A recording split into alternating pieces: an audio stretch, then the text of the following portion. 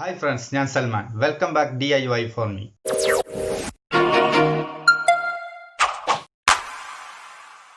ഇന്ന് ഞാൻ ഈ വീഡിയോയിലൂടെ നിങ്ങളുടെ മുന്നിൽ അവതരിപ്പിക്കുന്നത് മഴക്കാലത്ത് നമ്മൾ മൊബൈൽ ഉപയോഗിക്കുമ്പോൾ ശ്രദ്ധിക്കേണ്ട കാര്യങ്ങളെക്കുറിച്ചാണ്.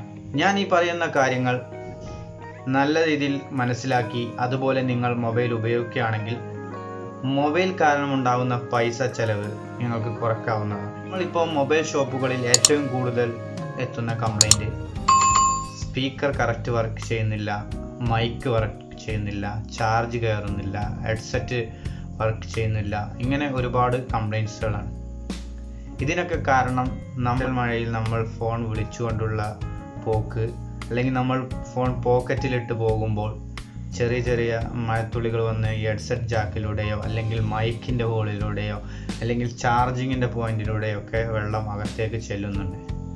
എത്ര വലിയ വാട്ടർ പ്രൂഫ് ആയിട്ടുള്ള ഫോണാണെങ്കിലും ഈ പോയിന്റിലൂടെ ഒക്കെ വെള്ളം കയറി ചെന്നാൽ ബോർഡിൻ്റെ ഉള്ളിലേക്ക് ചെല്ലില്ലെങ്കിലും ഇതിൻ്റെ പോയിന്റുകളുണ്ട്. ചാർജിങ്ങിനാണെങ്കിൽ ചാർജിങ്ങിൻ്റെ പിൻ പോയിന്റുകളുണ്ട്, plus minus, data, positive, negative, അങ്ങനെ ഒരു 5-6 കണക്ഷൻ വരും.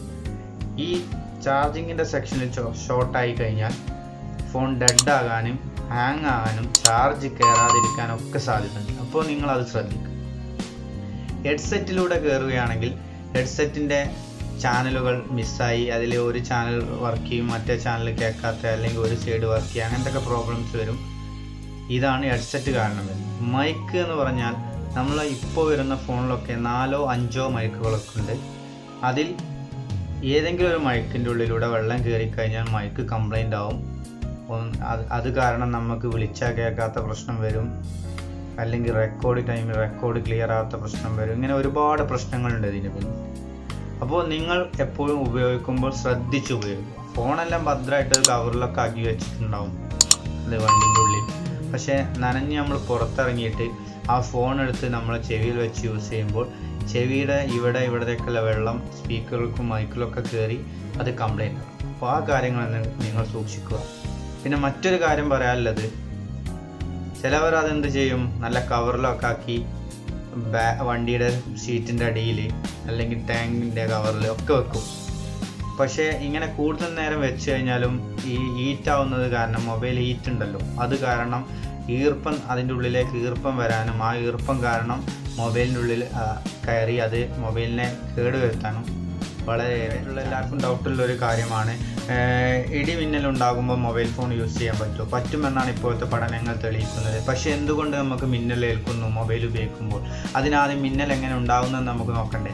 മിന്നലുണ്ടാകുന്ന മേഘങ്ങൾ തമ്മിൽ ഉരസി നീങ്ങുമ്പോൾ, ഇതൊക്കെ നമ്മൾ പഠിച്ചിട്ടുണ്ടാവും. ഉരസി നീങ്ങുമ്പോൾ എന്താവും, ഒരു ചാർജ് അവിടെ രൂപപ്പെടും. ആ ചാർജിൽ മുകളിൽ പോസിറ്റീവും താഴത്ത് നെഗറ്റീവുമാണ്. ഈ നെഗറ്റീവ് ചാർജ് എപ്പോഴും പോസിറ്റീവിനെ ആകർഷിക്കും. കാരണം ഈ മേഘത്തിനെക്കാട്ടിലും കൂടുതലായിട്ട് പോസിറ്റീവ് ചാർജ് മുകളിലത്തെ മേഘത്തിൻ്റെ മുകളിലേക്കാട്ടിലും കൂടുതൽ പോസിറ്റീവ് ചാർജ് നമ്മുടെ ഭൂമിയിലാണുള്ളത്. ഭൂമിയിൽ ഇലക്ട്രോണുകൾ കൂടുതലാണ്. അതുകൊണ്ട് എപ്പോഴും ഭൂമി നെഗറ്റീവ് ചാർജിനെ ആകർഷിക്കാൻ ശ്രമിക്കും. അപ്പോൾ ഈ ശ്രമിക്കുമ്പോൾ അതിന് ആകർഷിക്കാൻ സാധ്യത കൂടുതലുള്ള സാധനം ഏതാണ്, അതിലൂടെയാണ് അത് ഭൂമി ഡിസ്ചാർജ് ആവുക. ഈ ഡിസ്ചാർജ് ടൈമിലുണ്ടാകുന്ന ആ ലൈറ്റാണ് നമുക്ക് മിന്നലായിട്ട് കാണുന്നത്. അപ്പോൾ ഉദാഹരണത്തിന് ഇപ്പോൾ ഞാനൊരു തുറസായ സ്ഥലത്തൊരു മരം നിൽക്കുന്ന ഒരു ഫോട്ടോ അത് കണ്ടില്ലേ, അത് മരത്തിലേക്ക് പെട്ടെന്ന് അത് ആകർഷിക്കും. കാരണം ആ മരം വഴി ഈ ഭൂമിയിലേക്ക് പെട്ടെന്ന് ഡിസ്ചാർജ് നടക്കാൻ സാധ്യതയുണ്ട്. അപ്പോൾ അങ്ങനെ ഒരു ഡിസ്ചാർജിൻ്റെ പോയിന്റിലാണ് നമ്മളെങ്കിൽ നമ്മൾക്ക് തീർച്ചയായും മിന്നലേൽക്കും. അല്ലാതെ മൊബൈൽ യൂസ് ചെയ്യുന്നതുകൊണ്ടല്ല ഈ മിന്നലേൽക്കുന്നത്. അതിപ്പോൾ നമ്മൾ തുറസായ സ്ഥലത്തിലൂടെ ഒന്നും വേണ്ട, കയ്യിലൊന്നും ഇല്ലെങ്കിൽ നടന്നു പോകുമ്പോഴും ആ ഡിസ്ചാർജിങ്ങിൻ്റെ, അതായത് ഭൂമിയിൽ നിന്ന് ഏറ്റവും പൊങ്ങി നിൽക്കുന്നത് നമ്മളാണ്. അപ്പോൾ നമ്മളിലൂടെ പെട്ടെന്ന് ആ നെഗറ്റീവ് ചാർജ് ഭൂമിയിലേക്ക് ആകർഷിക്കാൻ ശ്രമിക്കുമ്പോൾ നമുക്ക് മിന്നലേൽക്കുന്നു. അതായത് മുകളിൽ നിന്നുള്ള കറണ്ട് ഭൂമിയിലേക്ക് ആ വൈദ്യുതി ഭൂമിയിലേക്ക് ആകർഷിക്കുന്ന ഇടയിൽ നമ്മൾ പെട്ട് കഴിഞ്ഞാൽ നമുക്കടിക്കും. ഞാൻ പറഞ്ഞ കാര്യങ്ങൾ നിങ്ങൾക്ക് മനസ്സിലായെന്ന് ഞാൻ വിചാരിക്കുന്നു. എനിക്ക് കിട്ടിയ ഈ അറിവ് ഞാൻ നിങ്ങളിലേക്കും ഷെയർ ചെയ്തു എന്ന് മാത്രമുള്ളൂ. ഇതുപോലത്തെ വീഡിയോയുമായി വീണ്ടും കാണാം. So please subscribe my channel. കൂടാതെ ആ ബെല്ലൈക്കൺ ക്ലിക്ക് ചെയ്ത് ഷെയർ ചെയ്യാനും മറക്കരുത് കേട്ടോ.